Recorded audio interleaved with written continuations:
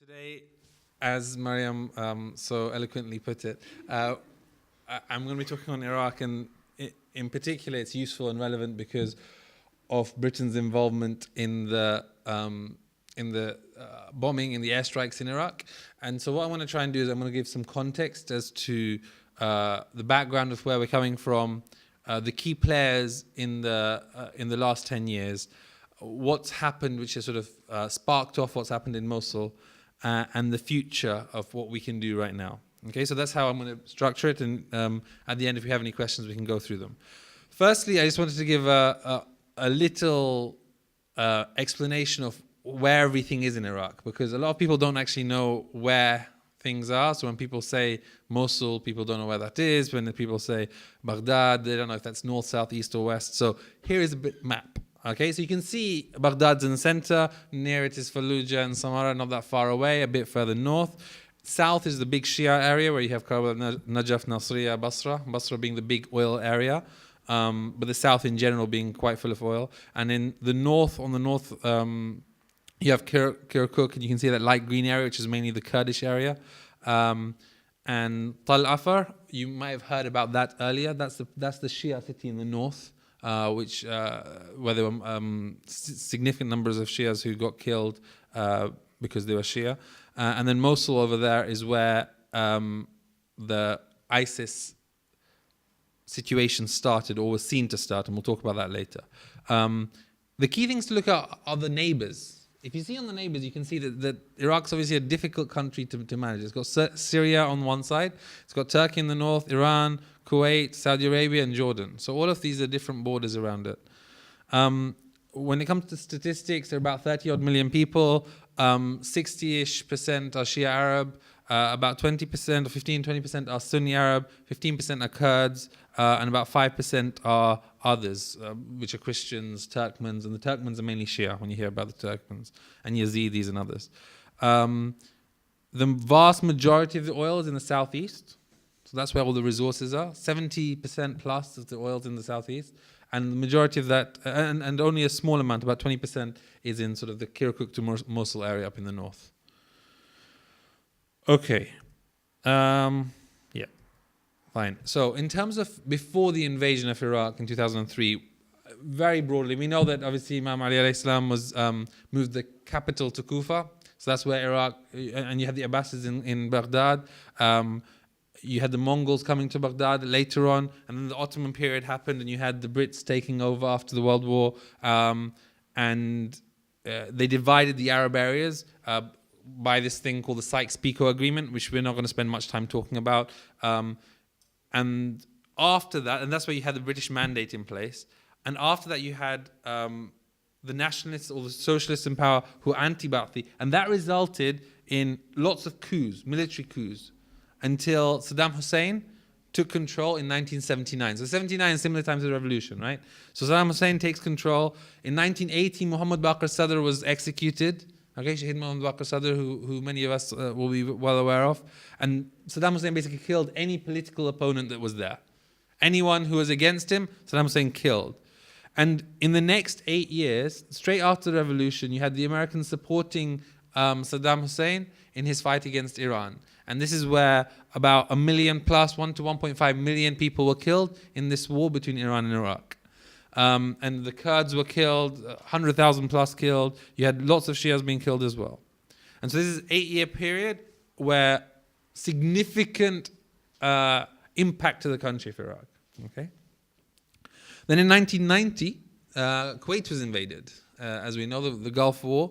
And in 1991, the Shias and the Kurds rose up and supported, and they were told to rise up by America, right? And the Western government saying, rise up, it's good. And what happened was that they were massacred and no one came to help them out. So there's 100,000 odd civilians killed, Shias and Kurds, by Saddam Hussein. This background is really important. So the fact that the Shias did rise up and they got killed is a big reason why Saddam Hussein is still in power. He was able to have that strength as a military dictator who was not just seen as dangerous, but known to be dangerous. Someone who killed people for fun. Well, it seemed seemingly for fun. In the next 10 years after the sort of Gulf War, you had the sanctions imposed by the West, which, as we all know, killed 100,000 plus civilians. I mean, Madeleine Albright is well known for saying this is a price worth paying, killing 100,000 civilians to keep Saddam in check. Whether that's the case or not is quite clear for most people. What you see here, hopefully, is some sort of idea of the real terror that Baathism created in the country, and we need to have that background before we understand what happens afterwards. So Saddam Hussein really created this idea of a party, this Ba'athi party, who killed anyone who was opposing it, and killed the religious elite, killed anybody who had a different point of view. Those who rose up were massacred. Okay, so this context is very, very important when we come to the invasion time. Now, then 2003 occurred, and America invaded, and the coalition of the willing invaded Iraq. One thing to bear in mind is, although a significant proportion of people here in the UK were very much against the war in Iraq, many Iraqis here in the UK were very pro-war in Iraq, right? And we have to not forget this and realize why. Okay, so if your family has been massacred and killed by Saddam Hussein, then it's very understandable that if whoever comes to try and get rid of this person, you'd want them to come and get rid of this person. It's very difficult because you've tried yourself as the population to rise up and you got massacred. If somebody else is going to come and help you, you're going to take that help. And so you have a lot of Iraqis here in the UK who are very, very for the invasion and for the ousting of Saddam Hussein. Okay, so you had 2003, the invasion occurred. We're not going to spend too long on that because that doesn't really help us with our context gathering, which we're trying to do right now. So what happened was that in 2003, the Coalition Provisional Authority was set up, and the two key things that Paul Bremer, who was in charge from the American side, did was, one, de-Baathification. Okay, so this is where Ba'ath Party members were excluded from government, but it wasn't a full denazification, a full de-Baathification policy. So I don't know if you are aware, like after World War II, when you had the Nazis in place, there was a full denazification policy. In other words, anyone who was a Nazi was put on trial, all of their crimes were exposed, then everybody started to understand how bad it had been before. People understood the gravity of the situation, and because of that, nobody wanted to go back to Nazism again. With Baathism, it wasn't the same thing. The Ba'athis were excluded from government, but there was people weren't put on trial. It wasn't a very big thing where people got to see the horrors of what happened in Baathism. So that's a key important thing that occurred. And a lot of people right now are worried or are wondering that were this to have happened differently, would that have caused differences today? The second thing that he did was he disbanded the army. And many of the consequences of this we face today. We understand why he would do that, because obviously they were those who are close to Saddam Hussein and part of the fighting on behalf of Saddam Hussein. So you can understand why, but that caused significant problems then. Following that, you started having insurgencies. So when you had the Americans in place, you had, it's complicated, but in summary, you had a militarization of some of the militias that were there. Okay, so for example, some of the Shia population, what were the Mahdi army or associated with the Mahdi army were militarized.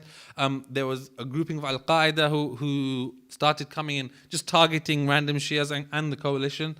And you had the famous battles of Fallujah, where the Americans were bombing some of the Al-Qaeda strongholds in Fallujah and killing a lot of civilians at that time. And then you obviously had the Abu Ghraib scandal, where a lot of people, where we saw the fact that when you have an occupying power, there are consequences to that. Not only lots of innocents being killed, but then people who are there as army, as soldiers, doing things that they really shouldn't be doing. But when you have, now the democracy is starting to try and form, okay? And this is where you had a transitional government in place a couple of years later. Something called the United Iraq Alliance, the Shia party, which was a coalition of lots of groups, with Ayatollah Sistani had a big hand behind the scenes, with the Prime Minister Jafar in place. Now, the thing here to bear in mind is that there was very low Sunni participation in this election. Okay, there were some Sunnis, for example, you might hear of these people later, Najaifi and Salah al-Mutlaq, who participated in this time. But as a whole, it was almost a boycott by the Sunni parties.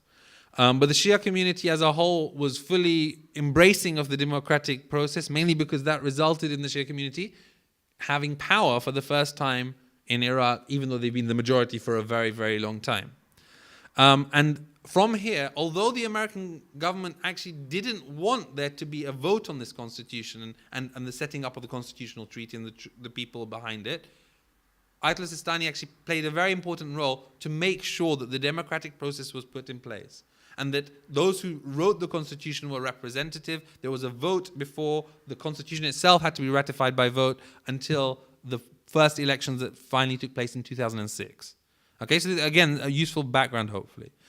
In 2006, you had Prime Minister Maliki who took over, again, head of the United Iraq Alliance, and it was a relatively weak government. So this is a situation where, remember, you've got lots of different parties there. There's no big, strong, there's not conservatives and Labour like you have here in the UK. Instead, you had lots and lots of small parties. And the United Iraqi Alliance was the Shia party, or the Shia grouping, but it had so many different factions, all of whom wanted to do different things. So the government itself, the prime minister was quite weak, and the government was quite weak. And so what's very important is to understand what happened in this period, and we'll talk about this in more detail later, and how this is a key part of what drives what's happening today. One of the key things that happened right in 2006 and early on is the hanging of Saddam Hussein. Now, personally, I have issues with the death penalty, but putting my own prejudices aside on this, what has to be understood is the depth of feeling on this issue, right? That you have a person who's murdered hundreds of thousands of people, who's been responsible for 1.5 million people dying in the Iran-Iraq war. You've got somebody who's in power and people are worried that he might come back into power if he somehow gets released and there's some sort of uprising or whatever. So there's a huge worry that this guy has to be executed. And what you have to think about is it was a very difficult decision to be made to choose to hang Saddam Hussein. You have lots of options, right? You could either put him on big trial, take 6 years, go through the whole Slobodan Milosevic trial type situation which happened in Yugoslavia, etc., in the European court. Or you can do a short trial, a sham trial, but you know he's guilty, just get rid of him. Or you can just make sure that he gets extradited to another country. And there was significant pressure for this latter thing to happen. For Qatar and I think Saudi Arabia or others were encouraging very strongly that Saddam Hussein be taken away to another country. And it took a very strong decision, and it was a lot of pressure, a very strong decision to have him executed or hanged in Iraq.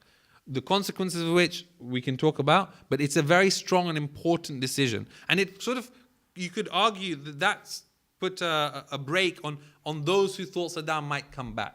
And there was a big faction thinking that at the time. So you finally got a government in place, it's relatively weak.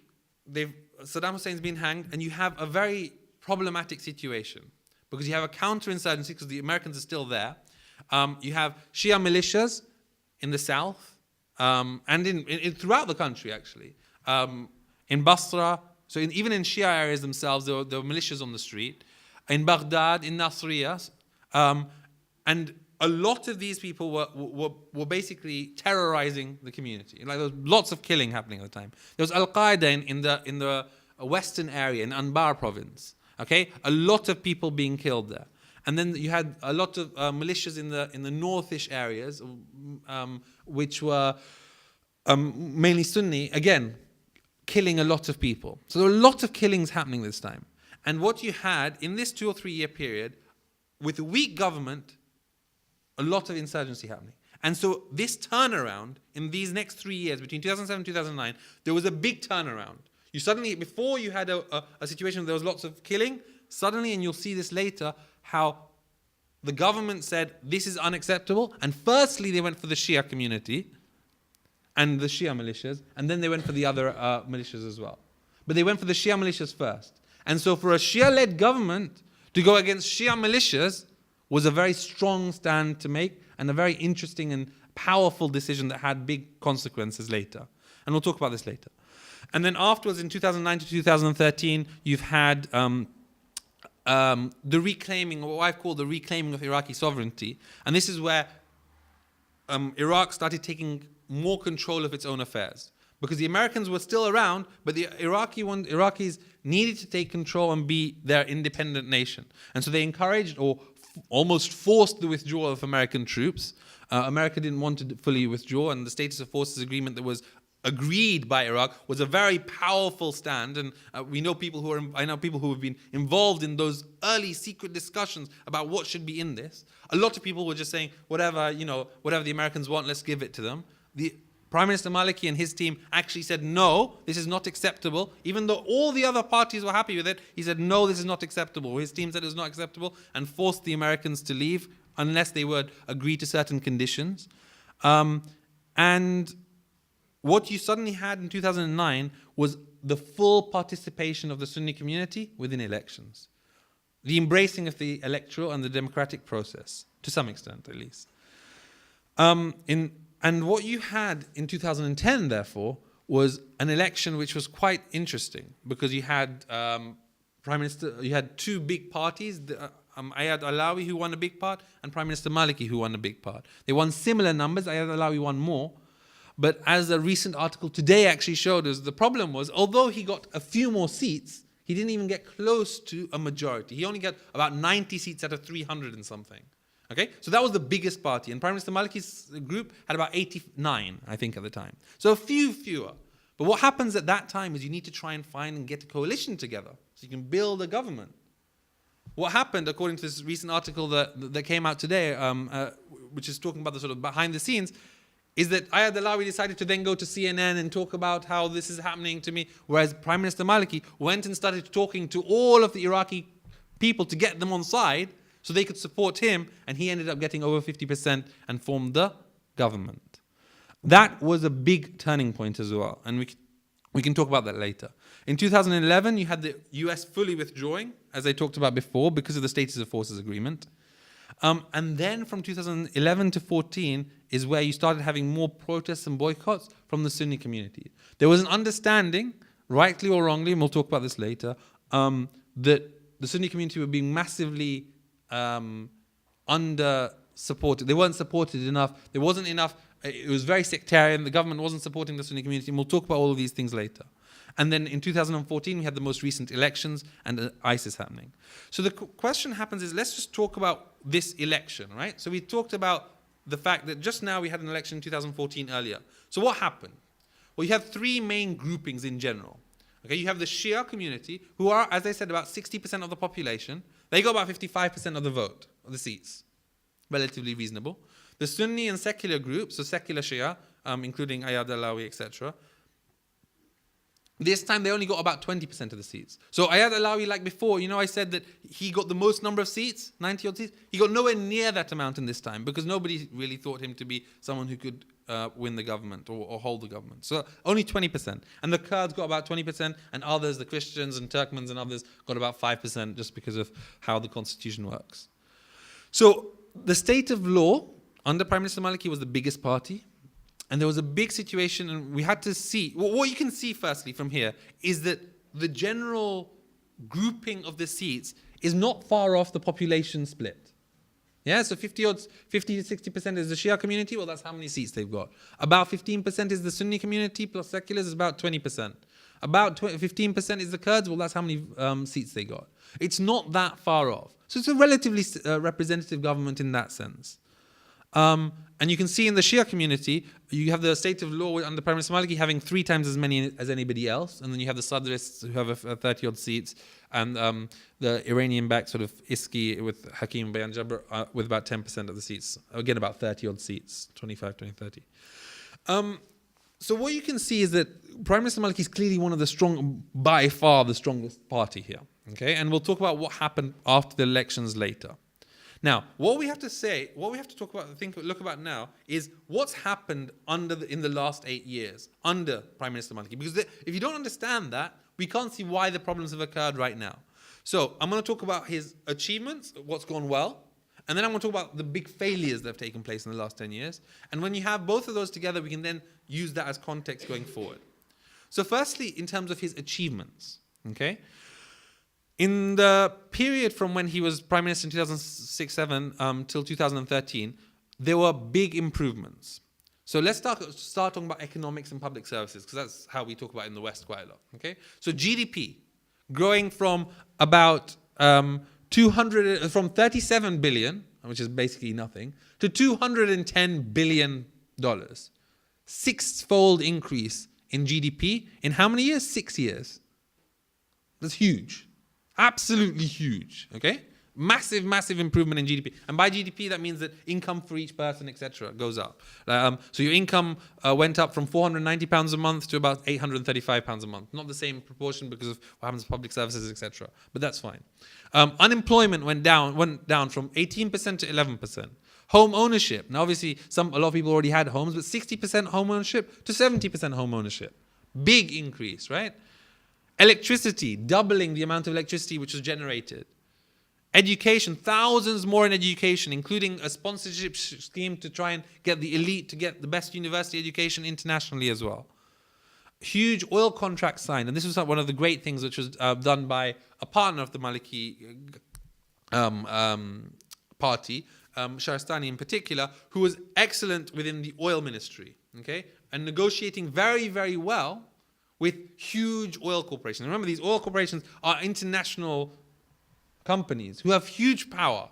And you have a small government who just started about 10 years ago who doesn't necessarily have that full expertise, yet they were still able to have very powerful negotiations with these oil companies. And that resulted in oil production, which drove your GDP growth, going up from about 1.8 million barrels per day to about 3 million barrels per day. And then there was a huge amount of constructions, roads, bridges, etc. So the economics and public services, huge improvement. Is it as much as it could have been? Possibly not. Should it have gone more? Probably. But is it a great improvement? Definitely. So I think that's something to bear in mind. We've talked about Saddam Hussein being executed. It was a very difficult decision. It was made.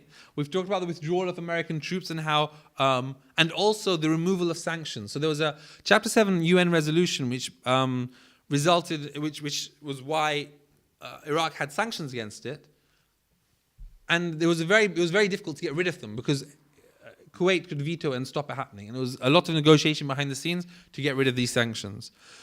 Security, we'll talk about security more in a second, and corruption.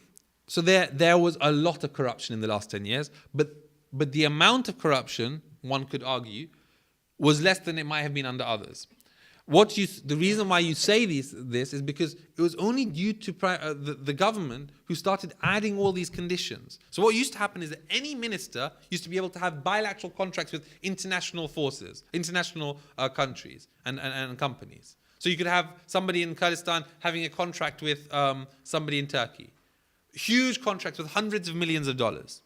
What used to happen is that the government changed the way everything worked, so everything was centralized. There was private contracts had a ceiling associated with them, and corruption to some extent was dealt with. We will come out to the problems and the fact there was a huge amount of corruption as well still there. And the final thing is retained freedom of speech. Now, one thing to notice is in the whole of the Middle East in general, there's not really that much freedom of speech. You can't really say what you want. In Iraq, in spite of the fact that there was so many people who were inciting violence against the government and other people, in spite of the fact the Prime Minister himself was called a Safavid Shia who was X, Y, and Z and a murderer and all this kind of stuff, there was a dictator, authoritarian, I'm underplaying how bad the rhetoric was against him, even by members of the government. There was no comparatively or relatively freedom of speech. People were able to say these things. And that's a very powerful thing to say in spite of this very difficult time. And the final thing is security. And let's talk about security here. So there were a lot of very risky decisions made. So what we've got here, this is a graph, and it shows the number of deaths per month in Iraq. So when Prime Minister Maliki was in power, got into power, there are about 3,000 people, okay, equivalent to a 9/11 type of number, being killed every month in Iraq. Okay, this is how many. This is the kind of craziness that was happening. The number of suicide bombers. That's how it was. It was ridiculous, the situation at the time. And what you see is a huge decrease in the number of deaths per month during Prime Minister Maliki's reign. Reign, I don't know if that's the right word. There are three things that happened to make this happen. Firstly is major ground attacks against Shia militias, as I said. The second thing is working with the Sunni community and Sunnis leading the force against the Al-Qaeda militias in Anbar and in other areas. So the Sunni community was fighting against the terrorists within the Sunni areas in particular. And finally, it was victories against the Sunni militias. There were Shia militias, but also Sunni militias in other areas. And with the American help, there were significant victories against these Sunni militias. And suddenly you had from 3,000 a month, only about 200 or 300 a month being killed. It's still a huge number, but comparatively, that's a huge improvement, right? And that was a massive security victory. And that's one of the reasons he got so many seats and continues to get so many seats, his party. Then what happened in 2013, you can see a spike happening. Just before the new elections coming up in 2014 that we just had this year, we had a spike. And this happened for two main reasons. One is that in Anbar, in these places where the Sunni community had stood up against the terrorists there, they felt that they were not being appropriately compensated for the work that they'd done. They had not had enough money being pumped into that area. They didn't have enough. They felt they were being isolated rather than brought in. The government's point of view is actually they said all of these militias, they tried to encourage them to join the army, to become one force, rather than just paying them outside the army, but that wasn't seen as something that could work. And also the government didn't want to continue giving sort of these little bribes to different people all the time. They wanted those people to be part of the government rather than just paying people off. So at one point they wanted to stop that. They stopped that, and that resulted in protests happening. One of the reasons, together with all these other things that we talked about, potential sectarianism, etc. And at the same time, you had the Syrian crisis just across the border, as we saw earlier, where Syria is. And that obviously made the situation worse because people were coming in from Syria. And suddenly you have this spike in violence up to the election time. Okay. Now, the good things on one side, there were huge failures in the last 7-8 years as well. So let's start with the corruption element. So we said that there were certain moves done to minimize corruption, but there was still significant corruption remaining. Okay? I'm just going to give one example. There are lots. But the Iraqi central bank governor, this is the main person in charge of the central bank, was wanted for corruption. He ran away with millions of dollars. Now, the fact he was able to run away, the fact that he had millions of dollars, the fact he was able to be in charge of the central bank of Iraq and still be of this kind of corrupt is symptomatic of the problems they had. And so what was happening is that because you've got a new nation, you need to build structures and institutions to make this work. And these kinds of systematic, what they call symmetric federal governance, where every single area has you know how you have a proper bureaucracy in place where things can get done and things can get challenged and the judiciary is fully independent, etc. All of these were really not done in the best way, or not as well as they could have done. It's a young country, so you could argue, well, more needs to be done, but there's a lot more to go. The next big area or sort of issue that was faced at Prime Minister Maliki's feet were the fact that his engagement with the Sunni population was not even close to as good as it could or should have been. So some could argue that he could have dealt with the Sunni politicians better in some way. Others argue it's not possible. How could you do it in any better way? There's a maximum of how much you can work with people who are trying to kill you on the side, right? So, for example, do you work with the Kurdish population? Let's say, for example, Barzani, who's the head of one of the parties in Iraq. He was quoted as saying, we need to get rid of this Maliki guy, etc., all this kind of stuff. And he was the part of the government when he was saying these things. He's saying he's a dictator who's the worst person ever. We need to get rid of him. These types of things are quoted, and yet Prime Minister Maliki has to work with this type of person. It's very difficult. And so he didn't do that very well. But because of this, what happened was that he surrounded himself with questionable people. So when you're in charge of a country and you have a lot of people next to you who have either issues with loyalty or competence. So either they're very loyal to you, like for example, they're your son-in-law, they're your cousin, they're your family relative. So they're loyal, but they just really can't do the job to save their lives. That's what happened more recently. Before, they used to have a lot of people who were very competent, who knew how to do what they were doing. They were massively disloyal. They would stab him in the back if they had the chance. So what do you do in a situation like that? Do you choose loyalty or you choose competence? It's a very difficult situation. Initially, he chose competence. That caused many issues for him. He ended up choosing loyalty in the second part, especially in the second part of his government in 2011, 12, 13. And that causes a lot of problems within your government, right? Because if you're seen to be giving posts to your son-in-law and other people who are associated with you, that is problematic. But you can see where he's coming from. One thing to bear in mind is this is not a solely Prime Minister Maliki issue, okay? Barzani used to do the exact same thing in Kurdistan. The Sadrists have the same thing as well. Many of the parties have relatives in high positions, okay?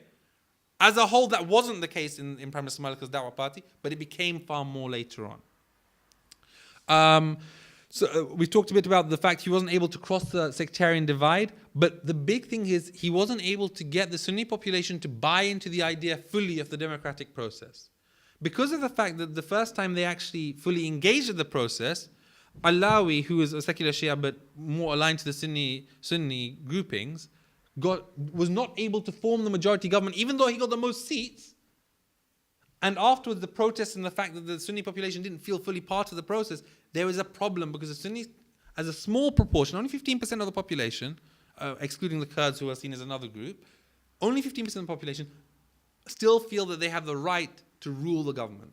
There've been surveys done where they say something along the lines of a significant proportion think there's, when you ask what proportion of people are Sunni in Iraq, I think 50% or something. It's not, it's about 15% are pure Sunni Arab. So there's a big problem here, and that hasn't worked its way through. And then there's a PR element. So whenever you're a government and you're working with the West, if you don't have a strong enough PR team, you get made out to be a very bad authoritarian, sectarian dictator, etc. And if you don't have somebody in place to try and explain what you're trying to do, your image will be brought out as very bad. And then therefore what that leads to is the people who are then on the ground in Iraq from the American side being influenced in that way. And there's nobody influencing the other side. And that was a big problem. All of these aside, what happened was that you didn't have a strong army in place. So we talked about the fact there was huge military and security victories, but in the end the army was not strong. And we can talk about what happened in a second in Mosul and how ISIS took over. Okay, so all of these problems you could argue are institutional issues with the government, the fact it's a new government. But at the same time, we have to realize that that is only one side of things. You have the prime minister, the buck stops with you. So what happened in Mosul then? Okay, when ISIS took over. So you had a catastrophic failure of security. So you have about 1,000 odd fighters taking over a major city. Only 1,000 odd fighters. This is a city, okay? This is a huge city. And there were 30,000 soldiers in Mosul to defend against this type of thing happening. And still they weren't able to. The local police surrendered. The governor fled. The fact that there were people who said basically that their orders were to leave. So there was clearly something happening behind the scenes that made this happen. Firstly, the problem was that the Iraqi army itself collapsed. With 30,000 people there, the Iraqi army collapsed and wasn't able to do anything about it. The generals have later on been sacked. And that was a big thing that happened after this occurred. They were sacked, and that was seen as, oh my God, we were able to do something with the army. This is the kind of problems that they were facing. The second element here, so other than the army itself not being strong and the leadership not being loyal, very disloyal, is the fact that the ISIS fighters were people who came were in coalition with the Ba'athis. So in other words, the people who are the pro-Saddam thinkers, and the Sufi Naqshbandis. These are one group of Sufis who are, let's say, not aligned to our interests. And as a whole, the Ba'athis and Sufi Naqshbandis and the ISIS fighters all had aligned interests, and they were trying to get rid of the Shia control of the city. The next area is the Mosul inhabitants, the majority Sunni population. They weren't fans of the government anyway. So they let it happen. Let it happen is a strong word. But they were there, and as a whole, if you're a population of hundreds of thousands of people, there has to be some sort of complicity to allow a group of 1,000 to take over the whole city. So there are certain issues as to nobody stood up, or very few stood up in Mosul to fight against them. And so as a whole, that's another area of why it happened. And the final area, or not final, hugely controversial area, is the role of the Kurds in the north, of Turkey, of Saudi Arabia and Qatar in making this happen. And we can talk about foreign intervention if there's any things that later on in the Q&A. So who are these people who took over, this ISIS guys? Okay, so they were hugely, these are a group of people who were based in Syria previously. They're known to be very harsh, beheading people, murdering opponents, whether they were Shia or Sunni, destroying shrines. They're instituting what they consider to be Sharia law, considered to be extreme by Al-Qaeda. So when you have Al-Qaeda considering you to be extreme, you're pretty extreme. Hugely sectarian, thinking Shias are kafirs, and they're not people who can pay jizya and then be left alone, right? These are treason. Shias are considered to be treacherous and traitors who should be killed. And literally, they went round people's doors and people's houses, and they used to write Noon on their house if they're Christian, and Ra on their house if they're Rafid, if they're Shia, and then they'd go around and start killing people. Most recently, in there's a camp. Oh my God, I forgot the name. The Spiker camp, where hundreds, so many, 1,700 people were just massacred. Okay, it's literally just shooting because they're Shia. It's unbelievable the kind of craziness that these people come from. And so they're very well organized. They've got this sort of foreign element to them, because a lot of them don't even speak Arabic when they were in Mosul, reports are saying. They were hated in Syria as well. But they seem to have huge financial strength. They also just took over the banks and got hundreds of millions from the banks as well, and happened to know there were hundreds of millions out there.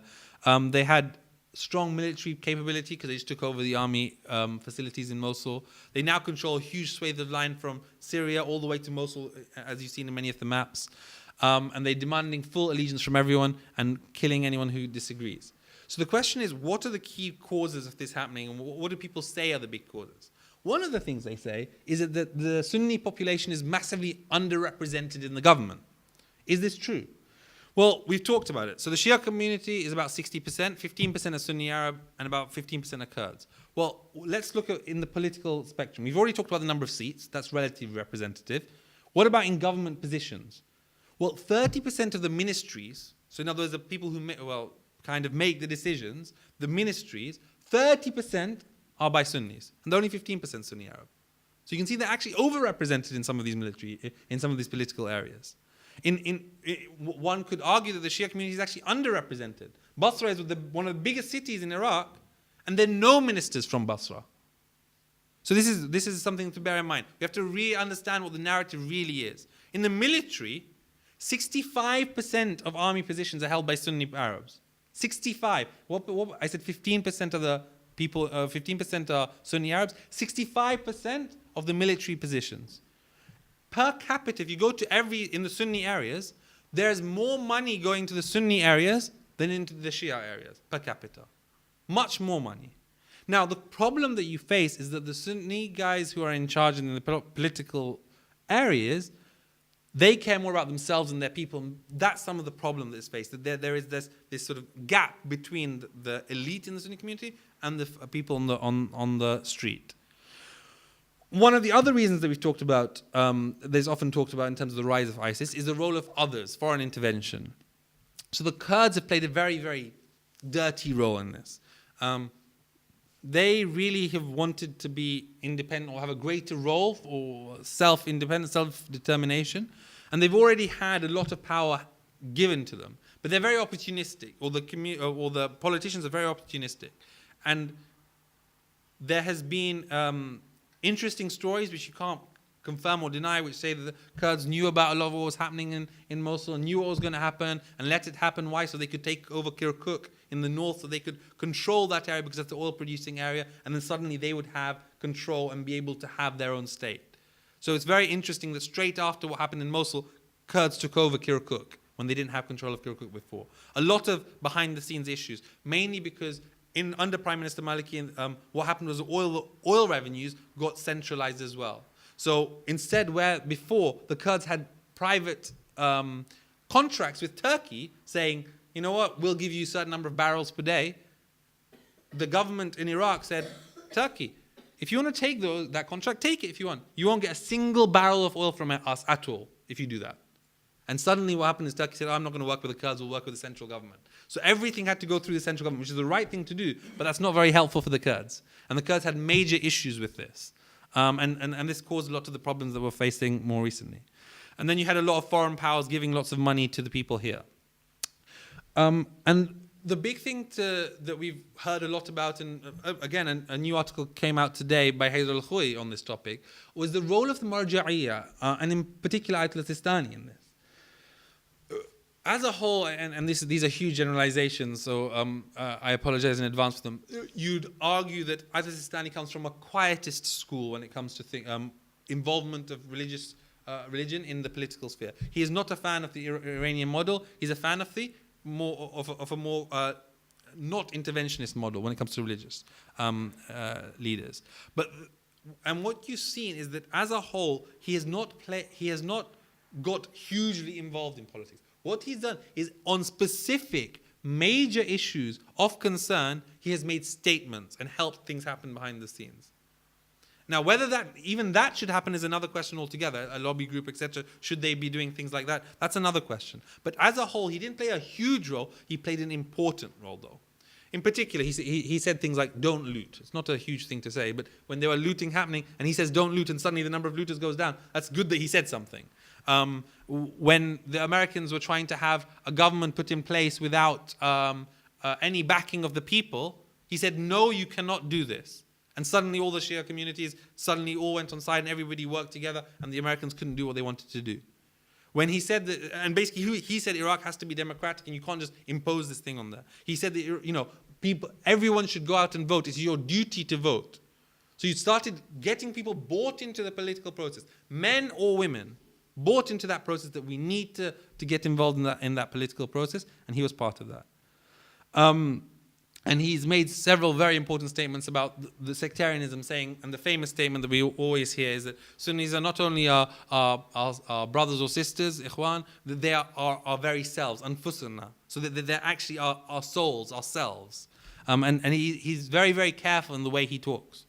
But then what happened post-Mosul, post-ISIS taking over this big city, is that you had a much stronger role, because this was a danger. You had the whole country potentially on the brink of collapse, with civil war potentially there. And what happened was that he said, all capable Iraqis need to fight the terrorists under the national forces. 3 important things. All capable Iraqis, not just Shias, not just Sunnis, all of them, to fight the terrorists together and under the national government, not as small side groups. Huge statement. And this was scary. This was something that people hadn't expected. And you suddenly had thousands and thousands of volunteers, some of whom were less capable than others, were suddenly coming together to say, look, this is unacceptable, we're all going to work together. All the Shia parties started working together. So we said this has just happened just after the elections in 2014. And you had all of this backbiting, everybody not wanting Maliki to take over and all this kind of stuff happening. And all the parties were fighting against each other, internal fighting. When there was a huge attack against the city in your country, they weren't able to work together. Ayatollah Sistani made this statement. One person who literally a week before had said, Prime Minister Maliki is X, Y, and Z, the next week said, we're going to work together to get rid of ISIS. This kind of powerful turnaround of events was due to Ayatollah Sistani. And I cannot underemphasize the importance of that one statement. This type of jihad-type statement had not been offered by any Shia scholar since, I think, 1914 or something. It was a long time ago since something like this had happened. And it was a very powerful statement. And then also he's played an important role in ensuring that Prime Minister Maliki doesn't cling to power and other things, and we can talk about that later. And then the media. What you see is just, it's so frustrating when you see the media. So you see this, for example, in the Times. Iraq death squads target Sunni victims. Another saying that Shias are murdering Sunnis for fun. Now, there are some Shias who are murdering Sunnis for fun, and that's unacceptable in any way whatsoever. But this is an example of Sunnis killing, crazy Sunnis killing Shias. So it's literally the opposite picture being shown under that title. I'm just giving a small example. Literally, they just turn the pictures upside down because there aren't that many pictures of the other. Iraq is caught in a state of fear between ISIS and Shia militias. Okay, look, there's no comparison between the two. ISIS is a group of terrorists who are beheading people and craziness. If you want to talk about the people who are fighting them, you have to talk about, some sort of parity between them. It's not that Shia militias are bad, ISIS are bad, they're fighting each other. That's not the case. ISIS are crazy terrorists. They're on one side, and you have Shia militias who are working with the government, sometimes doing bad things, and you have Sunni militias as well. You can talk about them in parallel. You just can't, and there's this sort of understanding that, ISIS is just fighting against Shias who are being mean. But that's really not the case. Finally, you had a lot of sectarian nonsense which was being spouted by, including the BBC. I mean, Shia cleric Sistani issues call to arms. This is actually the least sectarian one because they changed it when they realized how bad it was a couple of weeks after they initially said it. But literally, they were saying things like, it was actually initially saying Sistani calling Shias to fight against Sunnis and stuff like that. It's just nonsense, right? Ayatollah Sistani's statement was so clear, all capable Iraqis, not Shias only, and it was all spun by the Western media in a very, very negative way, and the Arab media as well. Okay, so what you just what happened then, straight after then, is that Prime Minister Maliki, he won the elections, but he wasn't able to form a government very easily. Obviously, ISIS took place, and the question was, should he still remain in power? Was he able to form a government? And as a whole, he probably could have formed a government, I think, if he twisted enough arms and did what he normally does. But there was a strong, vociferous opposition from the Shia community, from Sunnis, from Kurds, saying, no, we can't have Maliki still in power. Even though he got the most seats, they didn't want him to stay. And Ayatollah Sistani himself said, we need a change as well. And so what happened was that the Shia community got together and agreed on the nomination of Prime Minister Maliki's party, who was Haider al-Abadi, some guy from who some of you may know from London, from Manchester, I think, here in the UK, and he became the prospective prime minister. And what's very interesting and very powerful here is that there was a transition of power. So Prime Minister Maliki, for 3 or 4 days, we weren't clear what he was going to do. But he gave up power when theoretically he didn't have to. He had the legal backing to try and form his own government, but he stepped down. Now, we have to realize the importance of this. When you have a government in the Middle East, there are not many situations where you have handovers of power. This idea of democracy, where you lose an election, somebody else takes over, doesn't happen very often. This has happened here. People were saying, oh, he's a dictator, he's someone who'll cling on. Clearly he's not, right? He stood down when he didn't even have to. He could have stood up and caused problems, and it would have been bad for Iraq, but he stood down. A very powerful and important thing to happen. And even major critics of him who said he's a dictator and stuff were very surprised that he stood down when he theoretically could have stayed on. And so you have this new government in place now who is seen to be not so sectarian and is working to try and bring everyone together to fight ISIS. The reality is, and we'll see in the future, that a lot of these things that they were saying against Prime Minister Maliki, he's sectarian, etc., are going to be the same things under Haider al-Abadi. But the only thing to note is that he's going to be trying much harder to at least give the impression he's not sectarian. Whether or not he acts in the same way or not is another thing. And you will still have a relatively weak government. They're not going to be able to do as much other than fighting ISIS together. So what situation are we facing? What are the options right now? So you have 3 main options, in my opinion. Okay, it's not bright. The future of Iraq's not that good. But let's see what the best case scenario, in my opinion. So the best case scenario is the Iraqi security forces, now infiltrated or supported by a whole range of Shia militias on the side, work together with the Sunni community and in an awakening council. This is Sahwa. You know, I said before that the Sunnis rose up to fight Al-Qaeda and Anbar in the western Iraq. That needs to happen again. And if the Iraqi security forces can facilitate that with the Shia militias as well on the side, everybody working together to get rid of them. And the Kurds joining that battle as they started to do so, because the Kurds are being attacked by ISIS as well. And then internally within those who are supporting ISIS before the Ba'athis, those who are pro-Saddam, if they suddenly start fighting with ISIS, which started happening in some areas, although it hasn't continued, and if the arms can be given to the Iraqi security forces and held away from ISIS, and if we can get US and Iran, or US or Iran, and UK potentially, helping airstrikes, which are a big part, and we'll talk about airstrikes separately. If you have all of these things together, one could argue that ISIS may be able to be defeated, but you'll argue about the problems with the bombing and airstrikes in a second. But the best that that's going to give you is some sort of shaky democracy like was there for 2007 to 2013. What we need is to have some sort of federalized structure where power gets given to the different areas, but you don't want to have, but federalism has its own problems associated with it, mainly because from the Kurdish population, if they have federal Kurdistan, well, even if they get Kirkuk, which they probably shouldn't get, if they get Kirkuk, they still only get 20% of the wealth of the country, resources of the country.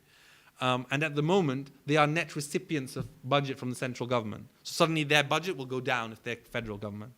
But then you could argue they're going to be independent, but they've talked about they have problems in that regard if they're independent. Also, Kurdistan being independent is not something that Iran will tolerate, according to what Iran has said publicly. The central area, in sort of the Sunni area, if you like, if that's going to be its own federal state, well, they don't have any resources whatsoever. There's no oil in that area.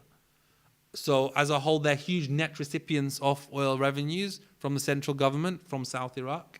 And so if there is a federal situation where everyone's in charge of their own budget and they don't get allocated enough, that's not going to be good for them either. And then the South Iraq, the Shia community as a whole suddenly is in charge of Iraq and then loses it all. That's not something that the Shia community as a whole have wanted, although that's being reconsidered right now by many of the Shias who initially wanted one state. Now they're looking at potentially independent or moving separately. And so that's the best case scenario. Then you have the stalemate scenario, where you have bombings happening all now, nobody really winning. What's kind of happening right now? Well, you're not going to have a functioning state. You're not going to be able to run a country. And the worst case scenario is you have full civil war. And this is if ISIS can get any real foothold in Baghdad. Now, there've been suicide bombings in Iraq in the last few weeks. So they're already starting to get there.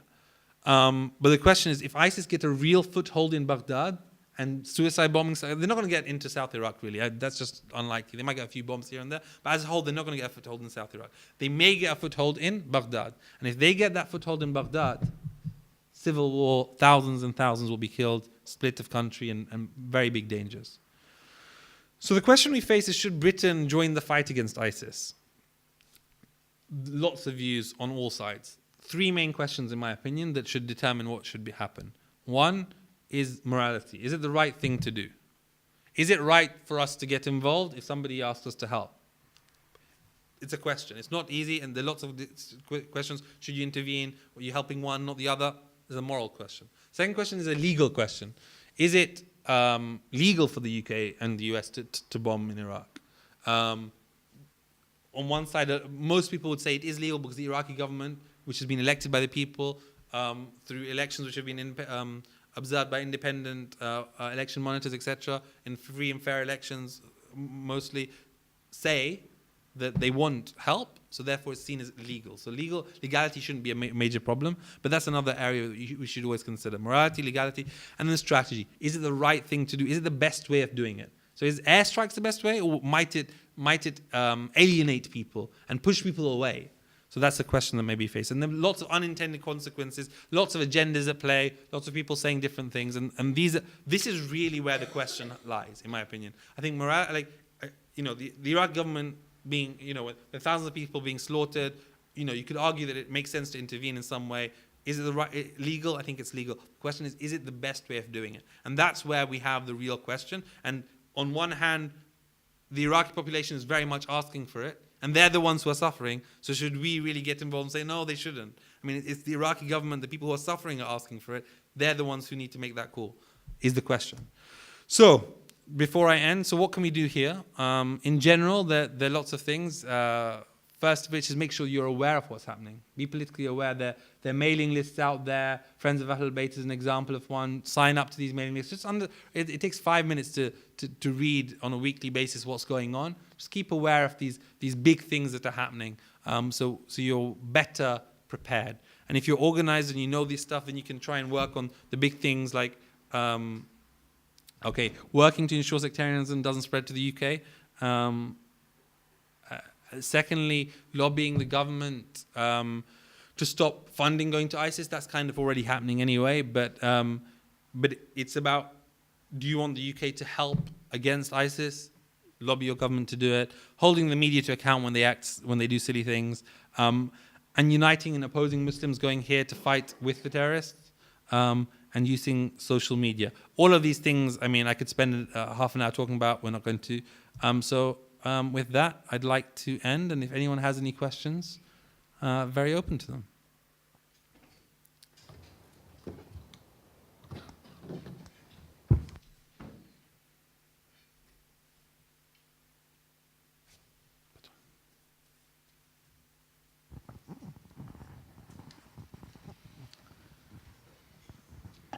Assalamu alaikum. Quite a lot to take in. I'll come to the last bit that you said. The Iraqis are asking the West to get involved. They were asking for the West to get involved to get rid of Saddam. Look where we are now.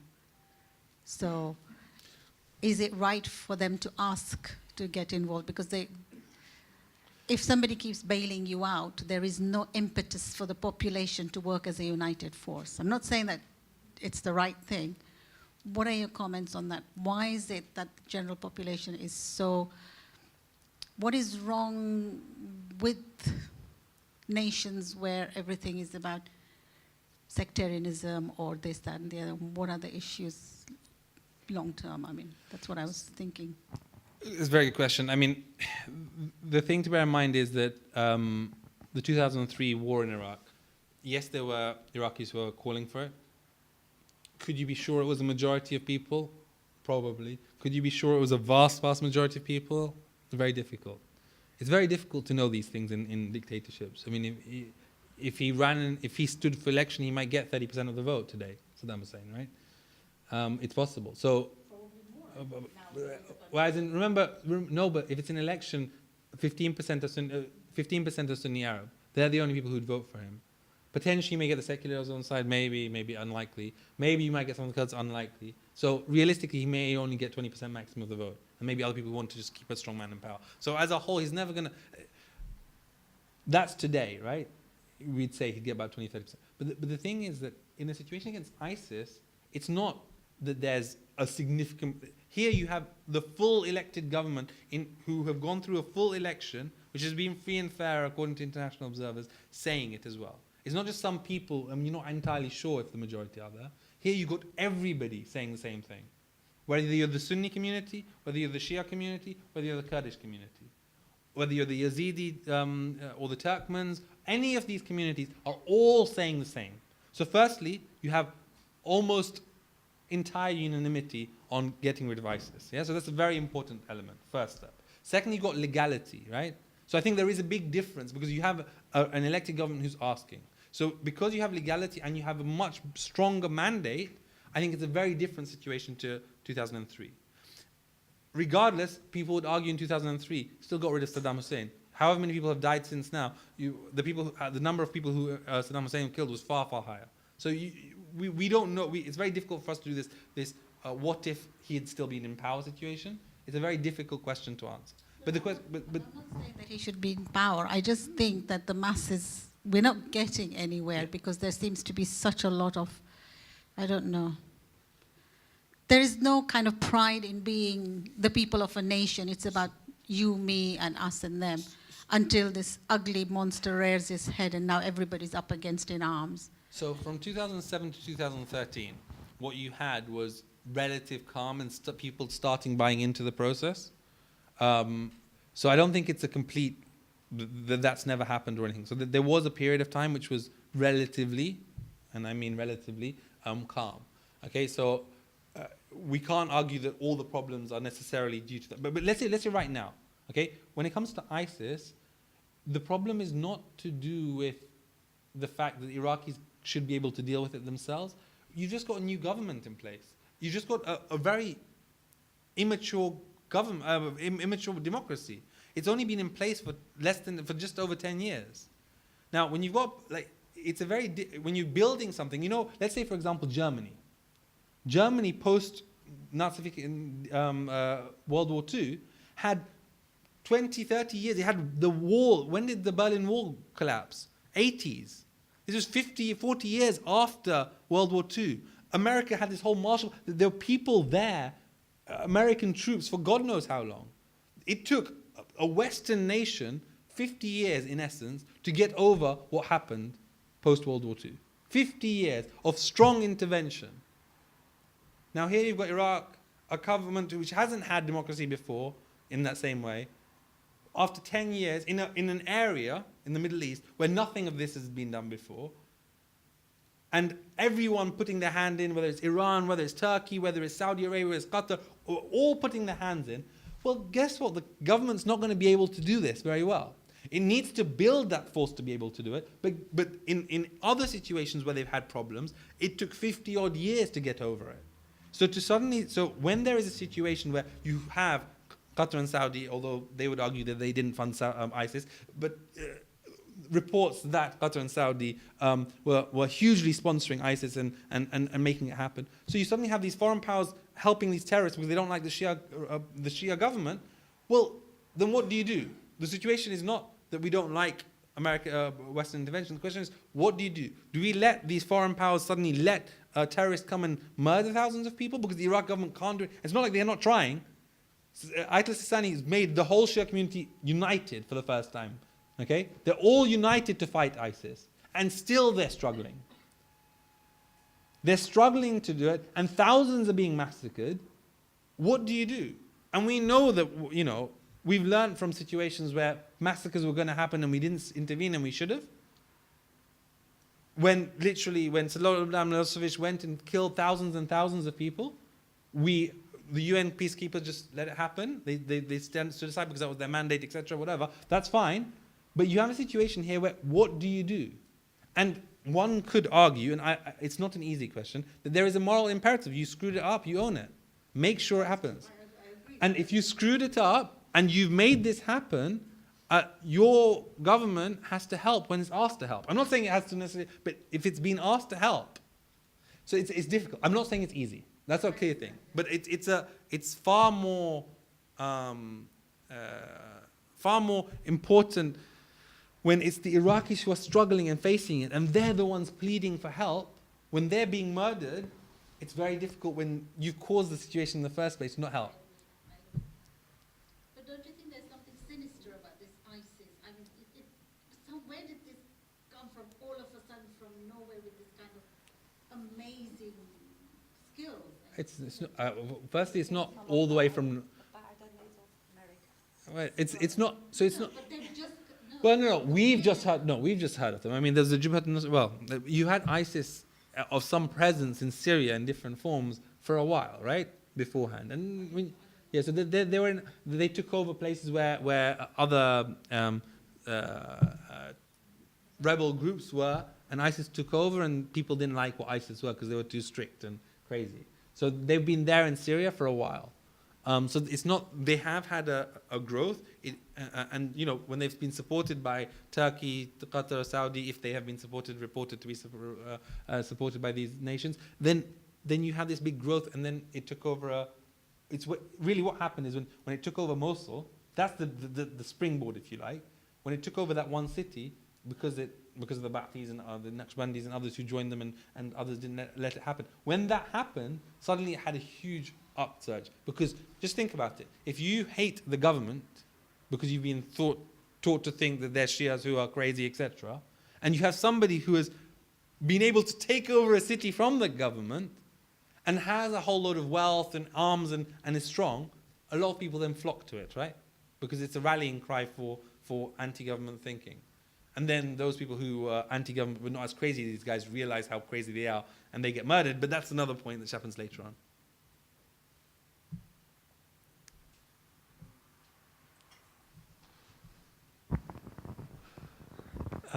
Thank you for your talk, Miqdaad. I got a few contributions and some questions at the end. Firstly, with any state, to build a state, you need two things. You need a good constitution and you need good arms, right? Iraq's constitution, you mentioned it very briefly, but it's probably one of the most flawed constitutions in the world. There's no point going into the details because we'll end up being constitutional lawyers. The second thing is security and the arms, right? The fact that 30,000 soldiers just disappeared into thin air, that's not an occurrence that happens. An army, there's 25 billion that was spent in the Iraqi army. 25 billion. The budget of the UK on arms is 60 billion per year, right? There was huge and catastrophic errors behind the scenes there. The point I wanted to mention mainly was with regards to the Sunnis in Iraq. The main reason that from 2006 onwards that the violence in Iraq decreased was because the Americans managed to get the Sunnis on side. That's what happened. The Maliki and his government opposed it completely. They didn't want to arm and fund the Sunnis to fight Al-Qaeda. They didn't at all. And that continued. And then there was an agreement after the Sunnis were armed by America and they trusted America and America fought alongside them to get rid of Al-Qaeda, that the Maliki government will continue to do that. Now, from 2009, when America handed the security situation to Maliki's government, it started to crumble. Maliki didn't want to fund them anymore, but the agreement was that he integrates them into the army. By 2013, only 10,000 out of 100,000 were integrated into the army, right? They had a problem with this, the Sunnis. The second thing is the justice system in Iraq was completely harming the Sunnis. There were a huge number of Sunni women who were arrested, who were unaccounted for, right? Like into the thousands, there's a human rights report. As a community, you can't just have your women being arrested and you don't know where they've been, right? There was also the lack of inclusion to the government. This is a general issue with regards to Iraq, but then with regards to the Sunnis, it's especially sensitive because they're not the leaders of the government anyways. They've been failed by their parties, didn't form the government, and then the whole system kind of collapsed on them, and there wasn't no real investment in them. There was a huge number of corruptions. But then, come 2013, the Sunnis started to protest. The way the Maliki's government reacted to this was in a very vicious way. They didn't negotiate with them. They let them be, and they thought they'll fizzle out. And the protests lasted a year till Maliki tried to forcefully remove them. Right? These are all catastrophic errors in regards to how they dealt with Sunnis, which is a huge and a strategic location of Iraq, which is the Syria war. The Maliki government didn't deal with this. And this ISIS came and they took advantage of this. ISIS, for those who tracked it, didn't come in June. They were there since 2007 and they continued having a sort of a presence till they came again in June 2013, which was when they started rising. The general point I'm trying to make here was Maliki's catastrophic failure was within two important regards. One is how he dealt with the Sunnis, which are important to the security of Iraq. And second is the army. The army was corrupt throughout. Anybody who wanted to be a general or wherever in the army could bribe somebody. And the head of the army was Maliki, right? So to kind of airbrush over these errors, to say, is kind of to overlook the problem. Very fair point. So, I mean, I don't dispute almost most of what you say there. I mean, the fact that he didn't build and control a strong army is it's the focal point of the failures, the catastrophic failures at his door. No doubt at all. I think the only thing I would put differently would be in terms of, okay, so let's go through each bit in turn. So firstly comes to security, right? In the 2007-13 period when things got better, yes, the fact that the Americans and started bribing Sunni leaders and tribal leaders to fight against ISIS. Yes, that was a reason behind it, and Prime Minister Maliki was not for help working with any militias, primarily because he spent the first couple of years fighting against Shia militias. And if you're fighting against Shia militias in one place because you think that militias should not be there terrorizing people, what you should be doing is everything through the state, then it makes sense for you not to then start funding other people, other militias who happen to be Sunni to fight against Al-Qaeda. Now, one could argue pragmatically it's the right thing to do because it's the best way to get rid of them, but you could not, I think it's very difficult. So I think it's a failure that he didn't support that, but it happened in the end. And the question is, after 2009, when obviously the security got passed over to Maliki and to the Iraqi government, yes, there was a choice, and the idea was to try and bring them into the main army. Now they faced 2 or 3 issues, and I've talked about this before. One is loyalty. they found, or they claim they found, they found it very difficult to trust some of the people who brought in. So they created all these barriers to get, but they had the ability to come in, but they created these barriers to make them come in. And that's a problem. Because why? Because there were lots of disloyal people in the rest of the army as well. So it's a problem to be overly sensitive here and not be sensitive in other areas. Entirely agreed. Should they have, in 2009, should they have continued funding the Sunni leaders who many of whom didn't really have much political power? Well, it's a difficult question. If you want to build a functioning state, clearly it's a failure, so you could argue it's wrong, but if you want to build a functioning state, you don't want to be paying people to not fight and not protest. What you want is to fundamentally sort out the country. And so what happens is, okay, so the questions are, well, they weren't getting enough funding. Well, there's more per capita funding going to Sunni areas than Shia areas. In fact, in Basra and Nasriya, there's more poverty, there's bigger poverty in many of those areas than it is in many Sunni areas. Less money is going to the Shia areas because of this issue, because more money is going to Sunni areas to try and help the situation. When it comes to politicians, I think that's just not fair. Just looking at the government, and where is it? The 30% of government positions are held by Sunnis. They're only 15% of the population. So there's a limit to how much you can give to a side that wants to, there's a limit. 30% of the government ministries are held by the Sunni community. So to say that they've not had political inclusion at all, I think is disingenuous. I think obviously, because of the way the state runs, the prime ministership is really where the power lies. And because that's where the power lies, and that's not distributed that much, yes, there are problems. But they've looked through this, right? And we've talked about this between loyalty and competence. We've had situations where literally a ministry has been left with somebody, and they've done nothing with it. They basically, so for example, the electricity ministry, when it comes to energy, lots of situations where literally nothing happened when some of these, the Sadris and other people were in charge of these ministries. It's not, like, nothing happened. So what do you think the Prime Minister is going to do? He's ultimately accountable. He said, okay, fine, you're not doing it, I'll make sure it happens. You're not doing this, I'm going to make sure it happens. Yeah, well, it's a problem, but the problem is when you have loyalty and competence issues, how do you deal with it? And I think that as a whole, there's a lot that could have been done better, and there are huge failures, and the fact that he wasn't able to get the Sunni population on side is very important. But when you talk to the vast majority of the Shia community, whether it comes from any side, they're almost united in their views of the Sunni community in terms of how they've been able to engage. And so I think that the fact that he wasn't able to engage and should have engaged better is undoubted, is clear. Especially how he dealt with the protests afterwards. But at the same time, we have to put that into context of the fact that, guess what? Every other Shia leader would have done something, if not worse, in my opinion. That's a different issue. The point I was trying to make generally was Iraq was a state of war, was a state of civil war. We're not talking about a state, a structure that was working, right? So to engage the Sunnis the way the Americans engaged the Sunnis was successful. Almost 100%. The Shia militias, though? So Shia militias, why not just pay them off?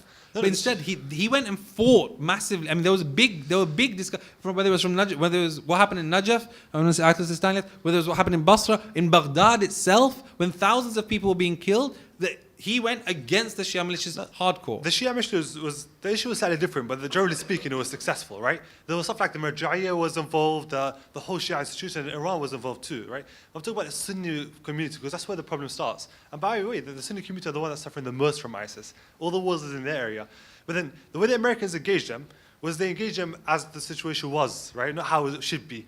They funded them, they trained them, and they fought with them, and they proved their loyalty throughout. They weren't disloyal whatsoever. Even when the Americans left, they didn't let ISIS in. For a good few years, but they hadn't bought into the state. They hadn't bought into the state. But and this is key. This is absolutely key, because the problem that you have is when you're trying to institutionalize something, when you're trying to bring them into the army, if they don't buy into the state and don't buy into the fact that their commander-in-chief is a Shia, if they have problems with the fundamental idea, it's very difficult to bring them in. No, fair play. They didn't buy into the state. But America got them to such a point where they convinced them to join the political process.